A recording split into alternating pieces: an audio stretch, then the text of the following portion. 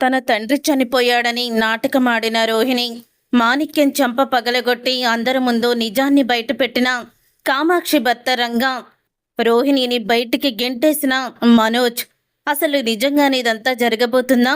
రోహిణి చెప్పిన అబద్ధాలు బయటపడబోతున్నాయా అనేది ఈ వీడియోలో తెలుసుకుందాం. వీడియో నచ్చితే తప్పకుండా లైక్ చేయండి. బాలు మీనా ఇద్దరు కూడా గదిలో మాట్లాడుకుంటూ ఉంటారు.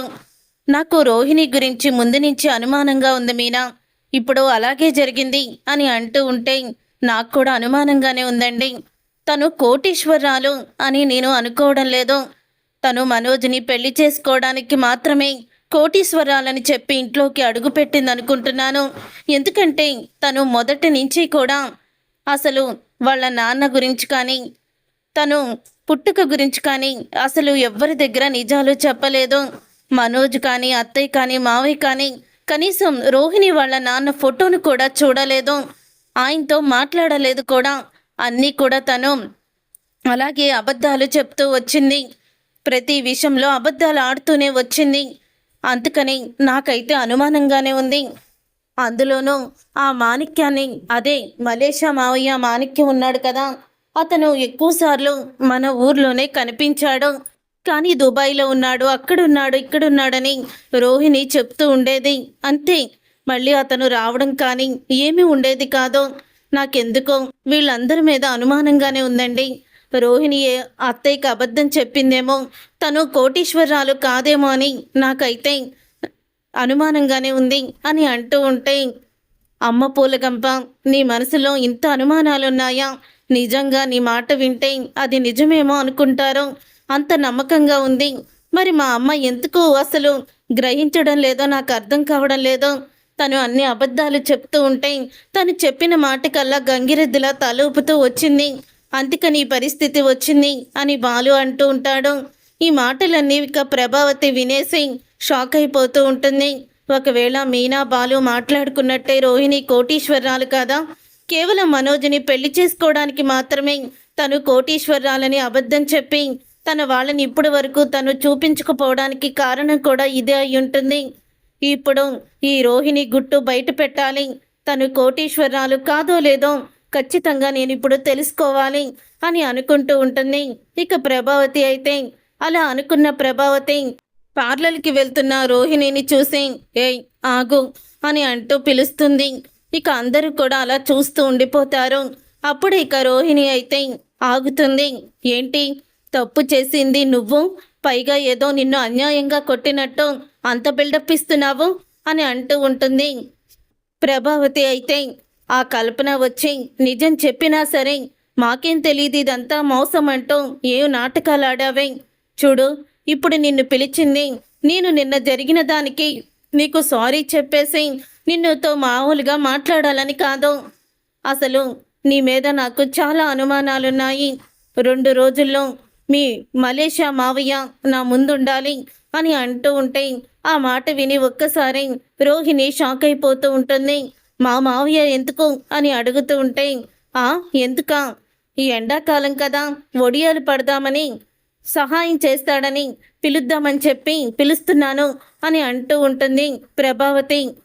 మళ్ళీ కొట్టానంటే ఇక పళ్ళన్నీ రాలిపోతాయి, ఎందుకంటావేంటి, నీ గురించి మీ మావయ్యతో నేను మాట్లాడాలి అని అంటూ ఉంటుంది. ప్రభావతి అయితే ఏం మాట్లాడతారు మా మావయ్యతో అని అనగానే, మీ మావయ్యని రమ్మని చెప్పు, అప్పుడు మాట్లాడతాను అని అంటూ ఉంటుంది ప్రభావతి. ఆయన బిజీగా ఉంటారు కదా అత్తయ్య అని అంటూ ఉంటే, హే ఏంటే బిజీ, నేనేమన్నా ఇప్పటికిప్పుడు రమ్మన్నానా? నేను 3 రోజులు 4 రోజుల తర్వాత రమ్మన్నాను. ఖచ్చితంగా మీ మావయ్య రావాల్సిందే అని అంటూ ఉంటుంది ప్రభావతి అయితే. లేకపోతే నీ మీద నాకున్న అనుమానాలు రెట్టింపయ్యి ఆ తర్వాత నువ్వు ఇంటి బయట ఉంటావు, గుర్తుపెట్టుకో అని వార్నింగ్ అయితే ఇస్తుంది. ఇక అలా వార్నింగ్ ఇవ్వడంతో రోహిణి అయితే సరే అత్తయ్య అని చెప్పేసి ఇక వెళ్ళిపోతుంది. అలా వెళ్ళిపోయిన తర్వాత అప్పుడే ఇక సత్యమైతే, ఏంటి ప్రభ ఇదంతా, వీళ్ళిద్దరూ కలిపే కదా, వాళ్ళిద్దరూ కూడా మోసం చేసింది మనల్ని, ఎందుకు నువ్వు రోహిణిని అలాగ బెదిరిస్తున్నట్టు మాట్లాడుతున్నావు అని అంటూ ఉంటాడు సత్యం. లేదండి, ఈ రోహిణి మీద నాకు చాలా అనుమానాలున్నాయి. కోటీశ్వరాలని ఒకే ఒక్క కారణంతో తనని ఇంటి కోడలుగా చేసుకున్నాను. కానీ తను కోటీశ్వరాలుగా నాకు ఎప్పుడూ కూడా కనిపించలేదు. ఇప్పుడు ఈ పని చేసిన తర్వాత నాకింకా అనుమానం పెరిగిపోయింది తన మీద. వాళ్ళ మావయ్యని పిలిపిస్తుంది కదా, అతన్నే నేను అన్ని వివరాలు అడుగుతాను అని అంటూ ఉంటే ఆ మాట విని ఒక్కసారి ఇక సత్యమైతే అది కాదు ప్రభా, లేనిపోని గొడవలెందుకు అని చెప్తూ ఉంటాడు. లేదండి, ఇప్పటి వరకు కూడా నేను చాలా పెద్ద తప్పు చేశాను, ఆ తప్పుని సరిదిద్దుకోవాలి అని అంటూ ఉంటుంది ప్రభావతి. అయితే అప్పుడు ఇక రోహిణి అయితే విద్య దగ్గరికి వెళ్ళి ఇక బాగా అయితే ఏడుస్తుంది. ఇక ఏడుస్తున్న రోహిణిని చూసి, ఏమైంది, ఎందుకు అలా ఏడుస్తున్నావు, నీ గురించి మీ అత్తగారికి మొత్తం నిజం తెలిసిపోయిందా ఏంటి కొంపతీసి అని అంటూ ఉంటుంది విద్య. అప్పుడు ఇక విద్య అన్న మాటలకి, లేదే, నా గురించి నిజం తెలియలేదు, కానీ నేను మనోజ్ ఇద్దరు కూడా ఆ కల్పన దగ్గర డబ్బులు తీసుకొని ఫర్నిచర్ షాప్ పెట్టుకున్న విషయం అయితే తెలిసిపోయింది అని అంటూ ఉంటుంది రోహిణి ఏడుస్తూ. ఆ విషయం ఎలా తెలిసింది, ఆ కల్పన అసలు ఇండియాకే రాదు కదా, తను కెనడాలో ఉంటుంది కదా, అసలు ఎలా తెలిసింది అని అడుగుతూ ఉంటుంది విద్య. ఉన్నాడు కదే బాలు, ఆ బాలు కల్పనని తీసుకువచ్చి మేమిద్దరం కూడా 45 లక్షలు వడ్డీతో సహా తన దగ్గర తీసుకొని దాంతోనే షాప్ పెట్టుకున్నామని ఆ అమ్మాయితో నిజాలన్నీ బయట పెట్టించాడు. ఆ తర్వాత మా అత్తయ్య గారు మా ఇద్దరిని నిలదీస్తే మనోజు ఇదంతా చేయమంది రోహిణి అని నా మీదకి నెట్టేశాడు. ఆ తర్వాత మా అత్తగారు నన్ను ఫుట్బాల్ లాగా తన్నుతూనే ఉంది అని అంటూ ఉంటుంది రోహిణి. అయితే మీ అత్తగారు నీ మీద చేయి చేసుకుందా అని అడుగుతూ ఉంటుంది విద్య ఆశ్చర్యపోతూ. అవునే, తోటి కోడళ్ళు మరుదులు అందరూ కూడా ఉన్నారు, అందరి మధ్యలోనే నన్ను చితకబాదింది. ఆ తర్వాత ఇక మనోజ్ కూడా నేను ఇదంతా చేశానని నా మీదకే నెట్టేయడంతో ఆమె కొడుకుని కొట్టుకోలేక నన్నే కొట్టింది, నన్నే హింసించింది అని అంటూ ఉంటుంది, బాధపడుతూ ఉంటుంది రోహిణి.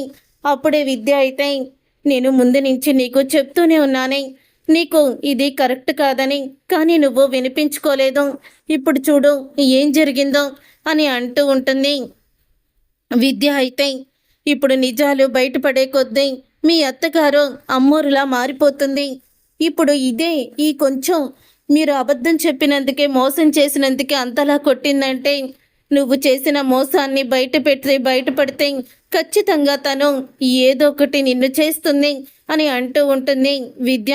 ఇక విద్య అన్న మాటలకి అప్పుడే ఇక రోహిణి అయితే, అందుకని నేను చేసిన మోసానికి పులి స్టాప్ పెట్టాలని అనుకుంటున్నాను అని అంటూ ఉంటే, ఆ మాట విని విద్య, పులి స్టాప్ పెడతావా అంటే నువ్వు చేసిన మోసం, ఆడిన అబద్ధాలు అన్నీ కూడా మీ వాళ్ళ దగ్గర నిజాన్ని బయట పెట్టేస్తావా, మనోజ్కి మీ అత్తయ్య గారికి చెప్పేస్తావా అని అడుగుతూ ఉంటుంది విద్య. లేదే, ఇప్పుడు నేను ఆ నిజం చెప్తే వాళ్ళు నన్ను మెడపట్టుకొని బయటికి గెంటేస్తారు తప్ప నా మీద ఇంత కూడా జాలి చూపించరు. కానీ నా మీద జాలి చూపించడానికి ఇక వేరే మార్గాన్ని ఆ భగవంతుడు నాకు ఇచ్చాడు అని అంటూ ఉంటుంది. ఇక రోహిణి అయితే, వేరే మార్గం ఏంటి, ఏమీ లేదు, నేను మాణిక్యంతో మా ఇంటికి రమ్మని చెప్పాలి, మా ఇంటికి రమ్మని చెప్పి ఇక శాశ్వతంగా ఈ గొడవకి నేను తెర దింపేయాలి అని అంటూ ఉంటుంది రోహిణి. ఏం మాట్లాడుతున్నావే నువ్వు, అయినా ఇప్పుడు మాణిక్యం ఎందుకు వస్తాడు, ఆ రోజు చూడు మాణిక్యం ఎంత కోపంగా మాట్లాడి వెళ్ళిపోయాడు, ఇప్పటికిప్పుడు మాణిక్యం మళ్ళీ మనల్ని నటించమని రమ్మంటే వస్తాడనుకుంటున్నావా అని అంటూ ఉంటుంది విద్య. మా అత్తయ్య గారు నన్ను 4 రోజుల్లో మీ మామయ్యని తీసుకురావాలి, లేకపోతే తర్వాత పరిస్థితులు దారుణంగా ఉంటాయని అందరి ముందే నాకు వార్నింగ్ ఇచ్చింది, అందుకని ఈసారి మాణిక్యాన్ని తీసుకువెళ్ళక తప్పదు అని అంటూ ఉంటుంది. అప్పుడు ఇక రోహిణి, ఒసే రోహిణి, నిజాల్ని దాచిపెట్టి ఇంకా లోతులోకి పాతాళంలోకి పడిపోతున్నావే నువ్వు, పైకి లేవాలంటే మరొకరి సహాయం కావాలి, మరొకరు కూడా సహాయం చేయలేని పరిస్థితిలోకి నువ్వు పడిపోతున్నావు అని అంటూ ఉంటే, అప్పుడే ఇక ఆ మాట విని చెప్తూ ఉంటుంది రోహిణి. లేదే, ఈసారి మాత్రం ఇక మాణిక్యంతో గొడవ లేకుండా కథని ముగించేస్తాను, ఒకసారి మాణిక్యాన్ని వెళ్ళి కలుద్దాము అంటూ మాణిక్యం దగ్గరికి అయితే వెళ్తారు. అప్పుడు ఇక మాణిక్యం అయితే, మీరా ఎందుకు వచ్చారు అని అడుగుతూ ఉంటాడు. నీతో కొంచెం మాట్లాడాలి అని రోహిణి అంటుంది. మీతో మాట్లాడేదేమీ లేదు, వెళ్ళండి వెళ్ళండి అని అంటూ ఉంటే, ఇదే లాస్ట్ అండ్ ఫైనల్, ఇంకెప్పుడు కూడా నిన్ను కలవను, ప్లీజ్ అని అంటూ బ్రతిమలాడుతుంది రోహిణి. అప్పుడే మాణిక్యం కరిగిపోయి పక్కకి వస్తాడు. చెప్పు ఏం చెయ్యాలి అని అడుగుతూ ఉంటాడు. అప్పుడు ఇక రోహిణి అయితే మళ్ళీ నువ్వు మా మావయ్యగా వేషం వేసుకొని మా ఇంటికి రావాలి అని రోహిణి అయితే చెప్తుంది. ఏంటి మళ్ళీ వేషం వేసుకొని మీ మావయ్యగా మీ ఇంటికి రావాలా? లేదు, నేను ఇక ఆ వేషాలు గట్ట వేయడం లేదు, నా పనేదో నేను చూసుకుంటున్నాను అని అంటూ ఉంటాడు మాణిక్యం.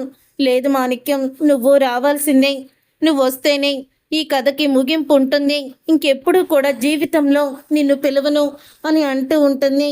రోహిణి అయితే నా జీవితాన్ని నా కాపురాన్ని నువ్వే నిలబెట్టాలి, నీ కాళ్ళు పట్టుకుంటాను అని రోహిణి బ్రతిమలాడి మాణిక్యం కాళ్ళు పట్టుకోబోతూ ఉండగా అమ్మ రోహిణి ఏంటమ్మా ఇదంతా అని అంటూ ఉంటాడు మాణిక్యం. సరే నేను అక్కడికి రావాలి అంతే కదా, మరి వచ్చాక ఏం చెప్పాలి అని అడుగుతూ ఉంటే ఏం చెప్పాలో నేను మొత్తం కూడా మీకు వివరిస్తానని ఇక వివరణ అయితే చెప్తుంది. అప్పుడు ఇంకా రోహిణి అయితే చెప్పంగానే సరేనమ్మా, ఈ ఒక్కసారికి మాత్రం నీ బాధని చూడలేక నేను ఒప్పుకుంటున్నాను, కానీ ఇంకా ఇలాంటి ఏమన్నా రిపీట్ అవుతూ ఉంటే నేను అస్సలు కూడా ఇంకా క్షమించను, మీ వాళ్ళకి నేనే స్వయంగా వెళ్ళి నిజాన్ని చెప్పేస్తాను అని అంటూ ఉంటాడు మాణిక్యం. అప్పుడు ఇక రోహిణి అయితే లేదు మాణిక్యం, అలాంటిదేది జరగదులే, నువ్వు కంగారు పడుకో అని రోహిణి అంటుంది. గుర్తుంది కదా 3 రోజుల్లో రా, ఇప్పటికిప్పుడే రావద్దు అని చెప్పి అంటూ ఉంటుంది రోహిణి. అలా రోహిణి చెప్పంగానే మాణిక్యం అయితే ఒప్పుకుంటాడు. అలా మాణిక్యం ఒప్పుకున్న తర్వాత 3 రోజులైతే గడిచిపోతుంది. ఆ గడిచిపోయాక అప్పుడు ఇక రోహిణి ప్రభావతి ముందే అవునా మావయ్య, ఎక్కడి దాకొచ్చారు, ఏంటి అలా మాట్లాడుతున్నారు, మీ మాటలో ఏదో నాకు బాధ కలుగుతుంది, ఎందుకు అలా మాట్లాడుతున్నారు అంటూ ఇక ప్రభావతి ముందు నటించేస్తూ ఉంటుంది. ఇక రోహిణి మీరేదో నిజాన్ని దాచిపెడుతున్నారని నాకు అర్థమైపోయింది, చెప్పండి మావయ్య, ఏం జరిగినా సరే నేను తీసుకుంటాను అని అంటూ ఉంటుంది. రోహిణి అయితే అప్పుడే సరే మావయ్య వచ్చాక మాట్లాడుకుందామని ఫోన్ పెట్టేస్తుంది. అత్తయ్య మా మావయ్య వస్తున్నాడు అని అంటూ ఉంటుంది రోహిణి. రమ్మను, వచ్చాక కదా సీను సితార అయ్యేది చెప్తూ ఉంటుంది. అలాగని అంటూ ఉంటుంది ప్రభావతి. తర్వాత ఇక రోహిణి అయితే మాణిక్యం గురించి ఎదురు చూస్తుండగా ఇక మాణిక్యం అయితే వస్తాడు. ఇక మాణిక్యం రావడంతో మాణిక్యం చేతిలో ఫోటో అయితే ఉంటుంది. ఆ ఫోటోని చూసి ప్రభావతి అందరూ కూడా షాక్ అయిపోతూ ఉంటారు. మీ చేతిలో ఆ ఫోటో ఏంటి అని ప్రభావతి అడుగుతూ ఉంటే తను మా వదిన, తను చనిపోయింది మాణిక్యం అంటూ ఉంటే ఈ ఫోటో మా బావతి అని అంటూ రోహిణి వాళ్ళ నాన్నది అని చూపిస్తాడు. అప్పుడే అది చూసి ప్రభావతి అందరూ కూడా చాలా ఆనందపడుతూ ఉంటారు. తర్వాత ఇక ఒక టేబుల్ మీద ఫోటో పెట్టి బ్యాగ్లో నుంచి ఒక ఫోటోకి దండ తీసి దండ వేస్తాడు. అది చూసి అందరూ కూడా ఆశ్చర్యపోతారు. ఇక ఆశ్చర్యపోతాం, అసలు అదేంటి మావయ్య నువ్వేంటి దండేశావు అని అడుగుతూ ఉంటుంది. ఇక రోహిణి అయితే అమ్మ రోహిణి అయిపోయిందమ్మా, అంతా అయిపోయింది, అంతా సర్వనాశనం అయిపోయింది అని అంటూ ఉంటాడు మాణిక్యం. ఏమైంది మావయ్య, మీరు ఇందాక ఫోన్లో మాట్లాడేటప్పుడే మీ మాట సరిగ్గా రాలేదు, చాలా దిగులుగా కనిపించారు, ఇప్పుడు ఏం జరిగిందో చెప్పండి అని అడుగుతూ ఉంటుంది మీనా. ఏం లేదమ్మా, నీ గురించి బయలుదేరిన మీ నాన్నని పోలీస్ స్టేషన్లో ఆ పోలీసులు అరెస్ట్ చేశారు కదా అని అంటూ ఉంటే అవును మావయ్య, ఇప్పుడు నాన్న జైల్లోనే కదా ఉన్నారు, ఇప్పుడు ఏమైంది అని అడుగుతూ ఉంటుంది రోహిణి. ఇంకా ఏం కావాలమ్మా, మీ నాన్నని అన్యాయంగా జైల్లోనే చంపేశారమ్మా అని అంటూ ఉంటాడు. ఆ మాట విని ఒక్కసారి అందరూ షాక్ అయిపోతూ ఉంటారు. ఇక తను కూడా షాక్ అయిపోతూ ఉంటుంది. రోహిణి అయితే ఏం మాట్లాడుతున్నావు మావయ్య, ఏం మాట్లాడుతున్నావు నువ్వు, నాన్నని పోలీస్ స్టేషన్లో జైల్లో చంపేయడం ఏంటి, లేదు లేదు నాన్న చనిపోలేదు అని అంటూ ఉంటుంది. నటించేస్తూ ఉంటుంది రోహిణి. అప్పుడు ఇక మాణిక్యం అయితే లేదమ్మా ఇది నిజం, నాకు అక్కడ వాళ్ళు ఫోన్ చేసి చెప్పారు, ఇదంతా కూడా మీ నాన్నని ఎవరైతే పార్ట్నర్స్ ఉన్నారో, బిజినెస్ పార్ట్నర్ ఎవరైతే జైల్లో పెట్టించారో వాళ్ళే మీ నాన్నని ఇలాగ ఎన్కౌంటర్ చేయించారట పోలీసులు.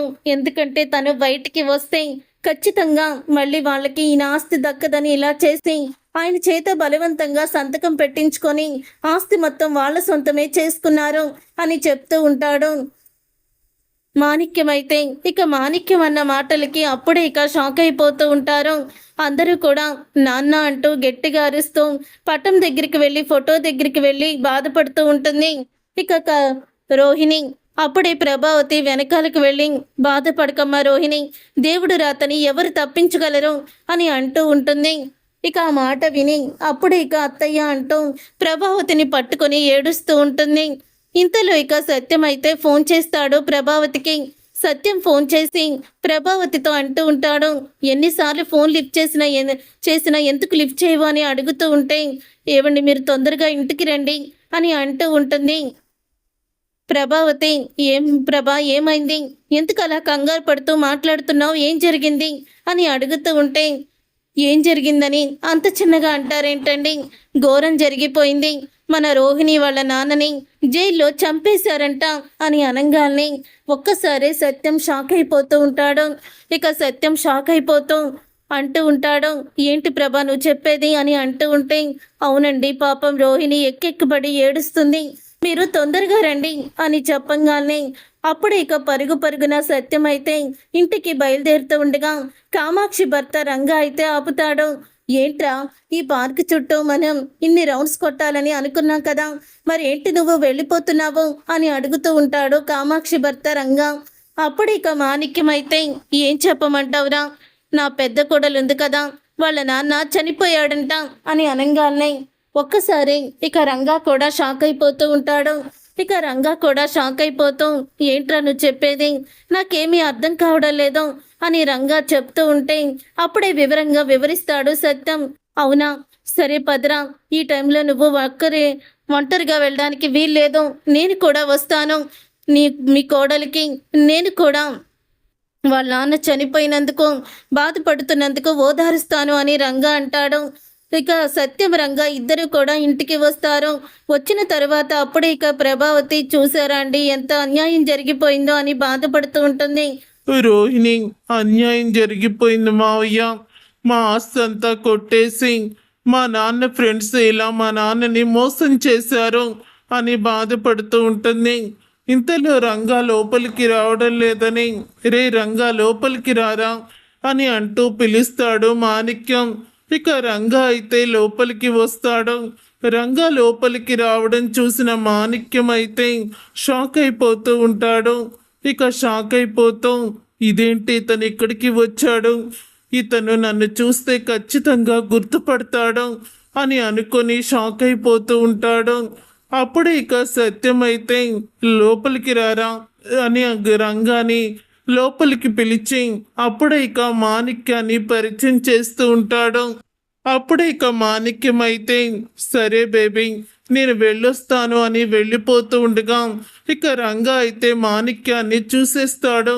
ఇక మాణిక్యాన్ని చూసి రంగా అయితే ఇలా అంటూ ఉంటాడు, ఏ ఆగు, నువ్వు మాణిక్యానివి కదా అని రంగా అంటూ ఉంటాడు. అప్పుడే ఇక ప్రభావతి అయితే, అవునన్నయ్య, అతని పేరు మాణిక్యమే, ఆయన మీకు తెలుసా అని అడుగుతూ ఉంటుంది ప్రభావతి. ఇతను నాకు తెలియపోవడం ఏంటమ్మా, ఇతను ఎవరో తెలుసా, ఇతను మటన్ కొట్టే మాణిక్యం, మన ఊర్లోనే బస్తీలో మటన్ కొడతాడు, ఇతను ఇక్కడున్నాడేంటి అని అనంగాల్ని అప్పుడే ఇక అంటూ ఉంటుంది ప్రభావతి, ఇతను మటన్ కొట్టడం ఏంటన్నయ్యా, ఎవరిని చూసి మీరు ఎవరనుకుంటున్నారు, ఇతను రోహిణి వాళ్ళ మేనమామ, ఇతనే రోహిణి వాళ్ళ నాన్న చనిపోయాడని ఇదిగో ఫోటో తీసి నిజాన్ని చెప్పింది అని అంటూ ప్రభావతి అనంగాల్ని అప్పుడే ఇక అంటూ ఉంటాడు రంగా, లేదమ్మా లేదు, వీడు నిన్ను మోసం చేస్తున్నాడు, వీడు ఆస్ట్రేలియానో దుబాయ్నో మలేషియా నుంచి రాలేదు, వీడు ఇక్కడి వాడే అని అంటూ ఉంటాడు. ఇక అప్పుడే రంగా అయితే, మనుషులు పోయిన మనుషులు చాలా మంది ఉంటారు కదా అంకుల్ అని అంటూ ఉంటుంది రోహిణి. పక్కనే ఉన్న మీనా బాలుకి అనుమానం వచ్చి, ఏవండి చూసారా, మీకు నేను ఒకటి చెప్పాలి, ఆ రోజు మీరు నాకు ఆర్డర్ వచ్చిందని మటన్ బిర్యానీ కోసమని నన్ను పంపించారు, మీకు గుర్తుందా అని అడుగుతూ ఉంటుంది. అవును పంపించాను, ఆ రోజు నేను మటన్ కొట్టుకి వెళ్ళినప్పుడు ఆ మటన్ కొట్టేవాడు మాస్క్ వేసుకొని ఉన్నాడు. ఇదేంటంటే జలుబు అన్నాడు. ఆ రోజు నాకు అప్పుడే ఇక వాయిస్ చూసి అంతా కూడా గుర్తొచ్చింది, ఎక్కడో చూశానని. ముఖానికి మాస్క్ ఉండడం వల్ల గుర్తుపట్టలేకపోయాను. ఆ రోజు నేను షాపు దగ్గరికి వచ్చానని ఇతను ఓ ముఖానికి మాస్క్ వేసుకున్నట్టున్నాడు అని అంటూ ఉంటుంది మీనా. అప్పుడే ఇక ఆ మాట విని బాలు అయితే, నువ్వు మటన్ కొట్టు మాణిక్యవేనా అని అడుగుతూ ఉంటాడు బాలు.